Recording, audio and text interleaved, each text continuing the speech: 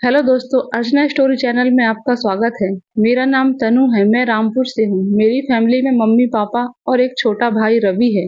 मेरी उम्र 20 साल है। मेरा रंग एकदम गोरा है। मुझे देखकर गली के लड़के खड़े हो जाते हैं और कई बार तो मैंने लड़कों को अपने आप में फुसफुसाते हुए भी देखा है। मेरे पापा बिजनेसमैन हैं और वो अपने काम के चलते ज्यादातर बाहर ही रहते हैं। मेरी माँ एक सरकारी अध्यापिका हैं और बच्चों को ट्यूशन पढ़ाती हैं। उन्हें अपने स्कूल के काम से ज्यादातर बाहर जाना पड़ता था। मेरा भाई बीए प्रथम साल में है। उसका एक दोस्त है, उसका नाम रमन है। वह बहुत ही अधिक हट्टा कट्टा और थोड़ा गुंडा टाइप का लड़का है। उससे कॉलेज में सब लड़के डरते हैं। मैं, रमन और रवि हम तीनों साथ में ही कॉलेज जाते और आते हैं। मुझे रमन काफी पसंद था। वो मुझे देखता रहता था और उसकी निगाहों को मैं पढ़ती रहती थी। मैं खुद भी उसे छेड़ने का कोई मौका नहीं छोड़ती थी। मेरी इन सब बातों को मेरा भाई रवि भी समझने लगा था। एक दिन रवि ने मुझसे पूछा, क्या तुम रमन को पसंद करने लगी हो? मैंने कहा, क्यों पूछ रहे हो? वो बोला, रमन अच्छा लड़का नहीं है। मैंने कहा, मुझे उससे शादी नहीं करनी है। वो समझ गया और बोला, अच्छा मतलब उसे टाइम पास आइटम समझती हो? मैं हंस दी और उससे बोली, तुमने सही समझा है। मेरे भाई ने कहा, मगर वो तुम्हें गलत नजरिए से देखता है। मैंने कहा, तो क्या हुआ? उसने मुझसे कहा, ठीक है, जैसा तुम ठीक समझो। अब मेरा भाई भी इस बात को समझ चुका था कि मैं रमन से खेलना चाहती हूँ। हम दोनों के बीच उस तरह का खुलासा होना मेरे लिए एक अच्छी बात थी। एक दिन मेरे कॉलेज में प्रोग्राम था, तो उस दिन मैं मिनी स्कर्ट पहनकर कॉलेज गई थी। मेरा स्कर्ट काफी ऊंचा था और टॉप खुले गले का था। इसके साथ ही मैंने अंदर कुछ भी नहीं पहनी थी। मैं कॉलेज गई और उधर सारा प्रोग्राम बढ़िया तरह से हो गया। फिर मैं कॉलेज से लौटने लगी। वहां पर रवि और रमन मेरा ही इंतजार कर रहे थे। रमन मुझे देखकर मेरे भाई से बोला, रवि तेरी बहन तो इस ड्रेस में मस्त माल लग रही है। मेरा तो मन कर रहा है कि इसे यहीं समझा। चूंकि मेरा भाई रमन से डरता था और उसे मेरी कामना के बारे में पता भी था, इसलिए वो रमन से कुछ भी नहीं बोला। मैंने रमन के मुंह से यह बात सुन ली थी। मैं उसे देखकर थोड़ा सा मुस्कुरा दी। रमन भी मुझे मुस्कुराते हुए देखकर बोला, क्या हुआ, तुम क्यों मुस्कुरा रही हो? मैंने कहा, मैंने तुम दोनों की बात सुनी तो, मगर मैं ढंग से नहीं सुन पाई हूँ। वो बोला, चल रहने दे, सुनकर क्या करेगी, सीधे देख लेना। मैंने ड्रामा करते हुए पूछा, क्या दिखाएगा? वह बोला, कुछ भी। मैंने कहा, तेरी कौन सी परफॉर्मेंस होनी बाकी है? वो बोला, वही वाली।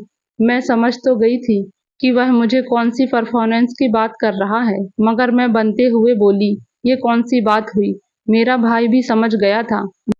वो बात खत्म करने की नजर से बोला, चलो यार घर चलते हैं, ये सब बातें बाद में कर लेना। फिर हम तीनों घर की तरफ चल दिए। थोड़ी देर में बारिश शुरू हो गई और हम सब भीगने लगे। हमने सोचा कि चलो आज बारिश में भीगते हुए ही घर चलते हैं, पर मैंने तो आज कुछ अलग ही पहना था और बारिश की वजह से मेरे कपड़े बदन में चिपक रहे थे। मुझे आज रमन से मिलने का मन करने लगा था। मेरी मम्मी आज घर पर नहीं थी। वो अपने स्कूल के काम से शहर से बाहर गई हुई थी और मेरा भाई मेरे लिए कोई समस्या नहीं था।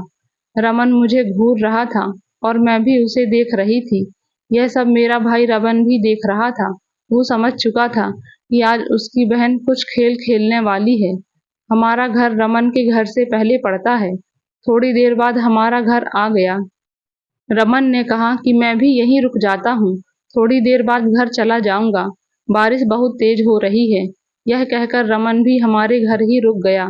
तभी मैंने देखा कि जो कपड़े मैंने आज सुबह धोकर सूखने डाले थे, वो सब भीग गए थे और मैं जो कपड़े पहनी हुई थी, वो भी पूरे भीग चुके थे। मैंने अपने ऊपर एक तौलिया लपेट लिया। रवि को छींक आने लगी। जब मैंने उसके सिर पर हाथ लगाकर देखा, तो उसका सर काफी गर्म लग रहा था। भीगने के कारण उसे बुखार आ गया था। मैंने सबके लिए चाय बनाई और उसके लिए बुखार की गोली लाकर उसे दे दी। गोली और चाय लेकर वो अपने कमरे में जाकर सो गया और मैं और रमन हॉल में बैठकर टीवी देखने लगे। मैं जानबूझकर रमन से चिपक कर बैठ गई, जिससे रमन मेरे बारे में कुछ सोच में पड़े। थोड़ी देर बाद रमन ने मुझे पूछा कि क्या रवि सो गया है?